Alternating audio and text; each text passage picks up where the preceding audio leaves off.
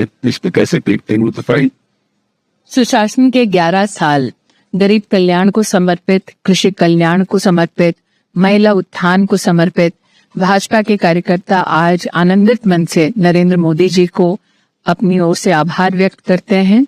चाहे वो 81 करोड़ नागरिकों तक अन्न पहुंचाने का कार्यक्रम हो, चाहे वो 40 करोड़ हिंदुस्तानियों तक आयुष्मान भारत का कार्ड पहुंचाने का कार्य हो, चाहे वो 50 करोड़ भारतीयों को जनधन योजना से जोड़कर आर्थिक उन्नति में उनसे योगदान दिलवाने का कार्य हो, चाहे 25 करोड़ हिंदुस्तानियों को बहुआयामी गरीबी से उभारने का कार्यक्रम हो, चाहे ऑपरेशन सिंदूर की सफलता हो, नरेंद्र मोदी जी ने भारत के लोकतांत्रिक इतिहास में जितनी भी योजनाओं के माध्यम से राष्ट्र के उत्थान के लिए समर्पित भाव से काम किया है, आज एक आभारी राष्ट्र और संगठन उनको कहीं ना कहीं महिमा मंडित भी करता है और कहीं ना कहीं प्रभु से प्रार्थना भी करता है कि आने वाले सालों में उनका नेतृत्व और उनका आशीर्वाद यही बना रहे। विपक्ष के नेता राहुल गांधी कहते हैं कि इनको पिछले 11 साल में है, केंद्र सरकार वर्तमान की बात नहीं करेगी तो 2047 अपने पेश रहे।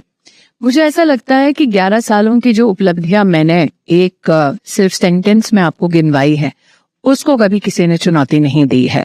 इन 11 वर्षों में 50 करोड़ नागरिकों को अगर हम कहते हैं जनधन योजना से बैंक के खातों के माध्यम से भारत की तिजोरी तक जोड़ा गया है, तो इसमें किसी भी भारतीय को संकोच नहीं होना चाहिए, ईर्ष्या नहीं होनी चाहिए।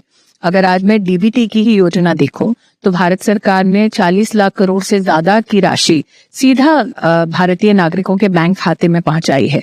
इस बात से विपक्ष को भी ना ईर्ष्या होनी चाहिए, ना ही एक संकुचित मन से ऐसी टिप्पणियां करनी चाहिए।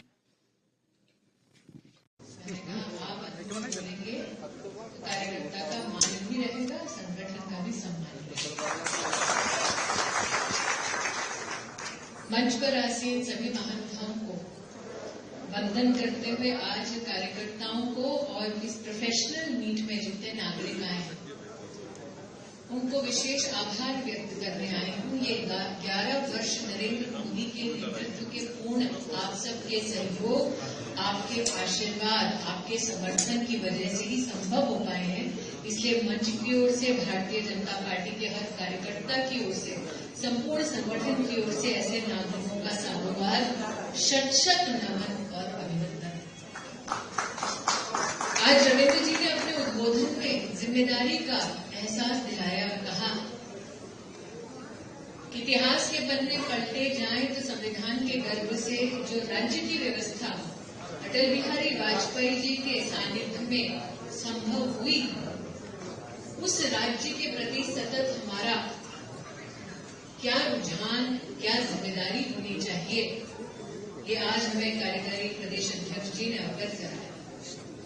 और यही भारतीय जनता पार्टी का संस्कार है कि हम सत्ता के लिए नहीं बल्कि सत्यनिष्ठा से राष्ट्र की और प्रदेश की उन्नति के सपने को साकार करने के लिए भारतीय जनता पार्टी में कार्यकर्ता बनकर शामिल हुए। हमारे समर्थक भी हमारे इस भाव को समझते हुए हमारे संगठन से सालों साल जुड़ते रहे।